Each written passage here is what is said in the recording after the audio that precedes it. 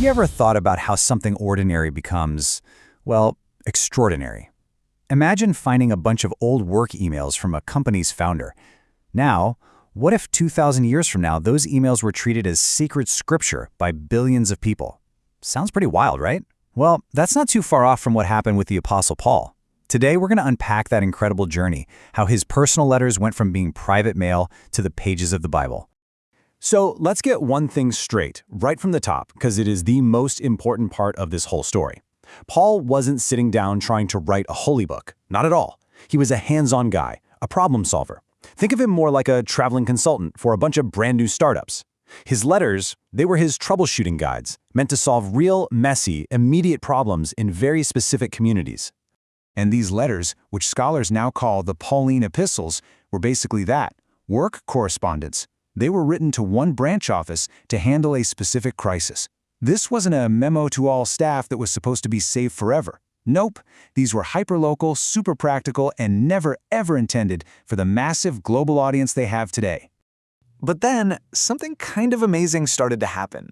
These private, very specific letters started to go viral, the ancient world viral. People began copying them and sharing them with other communities. So how do we know this isn't just something people made up later? Well, the clues are surprisingly early. Let's follow the breadcrumbs. Okay, just look at this timeline. It's pretty incredible. Around 96 CE, that's just a generation after Paul, a church leader in Rome, a guy named Clement, is already telling the church in Corinth to go back and reread a letter Paul sent them. A few years later, another leader, Ignatius, shows that he knows about multiple letters. This wasn't a slow process. It was almost immediate. Right from the get-go, these letters were being saved, shared, and treated as important way beyond their original audience. And this quote from Clement? This is the smoking gun. He's not just kind of mentioning Paul. He says, take up the epistle. What did he write to you at first? He's literally telling them to go into their files, pull out Paul's original letter, and use it as the final word on whatever problem they're having now. I mean, that is solid proof that these letters were being preserved as authoritative documents. And then we've got this guy, Ignatius of Antioch. He's another key witness. Around the year 110, he's writing his own letters, and he just casually brings up Paul's writings like everyone's supposed to know them. He shows he's read several of them, which confirms that a collection of Paul's work was already making the rounds among church leaders. The private mail was officially becoming a public resource. Okay, so the letters are being collected, they're being shared. But that's a long way from a fixed, official canon of Scripture. So what was the big push? What forced the church to finally draw a line in the sand and decide which books were in and which were out? Well, the answer, kind of ironically, was conflict. Big, messy debates. It's a classic situation. You don't always define what you believe until somebody challenges it. And that's exactly what happened here. As other teachers started popping up with their own very different takes on Christianity, the mainstream leaders realized, whoa, we need to protect our core beliefs. And what's the best way to do that? Create an official, approved reading list to guard against what they saw as dangerous ideas. And the first major challenge has a name, Marcion. He was a wealthy shipowner in the 2nd century who had some pretty radical ideas. He believed the God of the Old Testament was an angry, different God from the Father of Jesus. So he just decided to make his own Bible. He took a Gospel of Luke and 10 of Paul's letters and, with a heavy hand, edited out anything that seemed remotely Jewish. And voila, that was his canon. This slide just lays out the battle lines perfectly. Over here on the left, you've got Marcion with his scissors out, literally cutting and pasting scripture to fit his own theology. He wanted a clean break, a streamlined, purely Christian text. But look at the response on the right. The mainstream church didn't shrink their collection. They started to build it up to create a broader, more inclusive list that affirmed their roots. Marcion's attack forced them to define what they stood for. So how do they decide what made the final cut?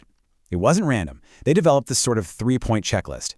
First, apostolicity. Could you trace it back to an apostle or someone in their inner circle? Second, orthodoxy. Did it teach the right stuff? Did it line up with the core beliefs that had been passed down? And finally, widespread use. Was this a book that had been read, loved, and accepted by major churches for a long, long time? If a text could check all 3 boxes, it was a really strong contender. Now, this whole process wasn't just some abstract theological debate. Really down-to-earth factors like new technology and even politics played a huge role in shaping the physical book that we now call the New Testament. For hundreds of years, scriptures were written on these clunky, hard-to-use scrolls. But a simple yet totally revolutionary invention came along and changed absolutely everything. It made the very idea of a single book of Scripture a physical reality. And that invention was the Codex, basically the great-great-grandfather of the modern book. The advantages were massive. First, capacity. You could fit way more text in a codex than on a scroll. Second, collection. Suddenly you could bind all of Paul's letters and the 4 Gospels together in one convenient volume. And that made standardization possible. Now every church could have the exact same collection of writings in one handy format. It was a total game changer. 50. Just a number, right? But this number represents a moment when the project of creating the Bible got a massive boost from the most powerful men in the world.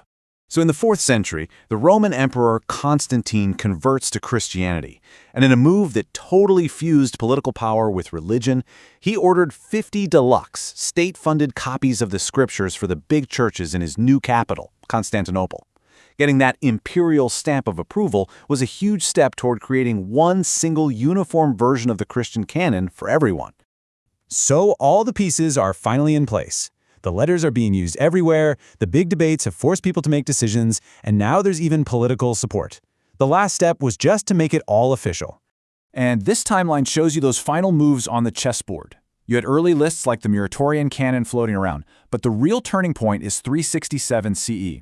Athanasius, who was this really powerful bishop, sends out a letter listing the 27 books he considered Scripture. And it's the exact same list we find in the New Testament today, including 14 letters from Paul. 30 years later, the Council of Carthage makes it official. The canon was, for all practical purposes, closed. You can really see that growth right here on this chart. Marcion kicks off the debate with his edited collection of 10 letters. A century or so later, the Muratorian canon is up to 13. And finally, Athanasius solidifies the list at 14 when he includes the letter to the Hebrews. You can literally watch the collection expand over time until it hits its final form. And there you have it. By the end of the 4th century, the journey was pretty much complete. A messy, complicated, centuries-long process, driven by faith, by fierce debate, by new technology, and even imperial politics, had transformed a handful of personal, occasional letters into the bedrock of a world religion.